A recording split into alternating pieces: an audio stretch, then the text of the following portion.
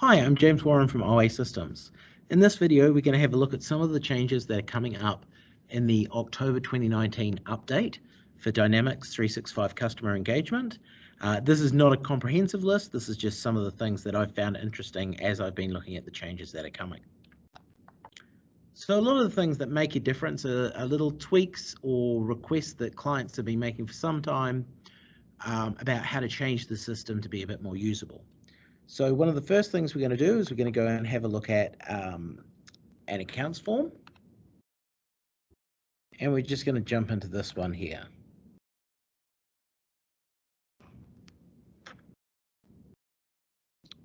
So if you're used to the Dynamics form, there's a couple of things you might be able to see here. The first one being they've made the white space at the top of the page smaller. Now, the way they've done that is an interesting change, and I'm going to be intrigued to see the customer feedback. You're no longer actually able to click on these records and change them. You do have to now drop down from the arrow on the side to be able to get into the records to see them. But you will be able to have 4 showing up across the top, and that is something that was lost in the last release. Now, one of the other things I've turned on in this demo environment is the ability to have a pop-out screen for emails.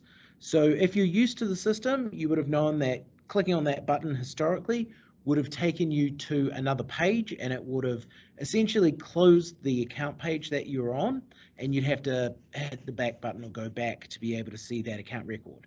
What you can do now is actually have that email form up on the screen. And it gives you the ability to be able to go in and create your email. And in this case, I might just look at, see if I can insert a template. And you do have the controls around email engagement. So if you want to follow that email to make sure that it's tracked, and you can see when someone's opened it, when they've clicked on links. It also is recommending that it knows the business hours we've got set up. And you can add a reminder. These are not new things, but you'll see here it's just nice and easy to say, if I do not receive reply by this time,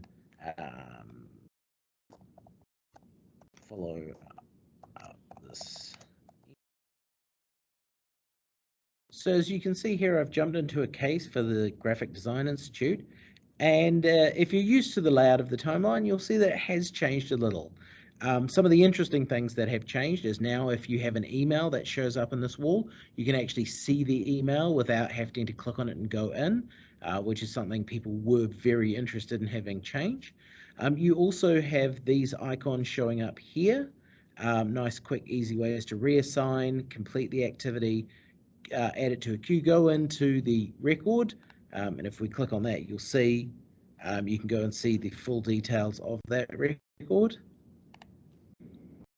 And also the filtering capabilities have changed. So you'll see it'll have a look at the records that I've got below and give me some kind of ability to filter based on a number of different criteria. So you'll see here, I can go and just narrow it down by the ones that were in the last 7 days. But you'll see activity status here, activity type. So we're going to go into this opportunity record, and as you can see, we've got the non-editable headers that you can get into and change. You'll see we've got the timeline showing here, and what I'm going to do is show you how you create one of these, which is an email from the price list with a PDF attached to it. So I'm going to go into the product line items here, and as you can see, we've got some details in there about particular products. If we go into quotes, you'll see I have already created one, but I'll just create a second one here. Maybe we've made some adjustment to the numbers or some other detail. And as you come in, and you'll see the quote lines are in this record, it gives you the ability to create a PDF or email as a PDF. So what I'm going to do is I'm just going to email as PDF, and it's going to be print a quote for this customer. So it's going away and it's opening that record.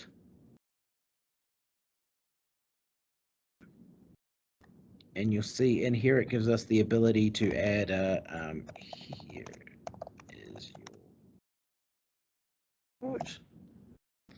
And in the attachments, it's already gone and created a quote for the customer. And if I go and click on here, see, that's what our quote looks like.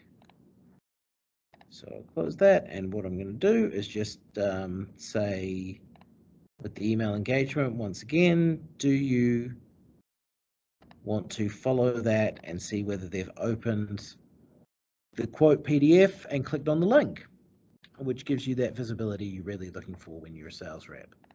And I'm going to send that email out. So now if we jump back to the record here for this particular opportunity, you'll see we now have a second email here. Here is your quote, and it has that attached to it. So as you can see, there's a number of tweaks and changes that Microsoft have made to the system to make it just use a little less space, a bit easier to navigate, and also a bit quicker to send out things like quotes. There'll be other videos that follow, and we're looking forward to when the update comes out in October.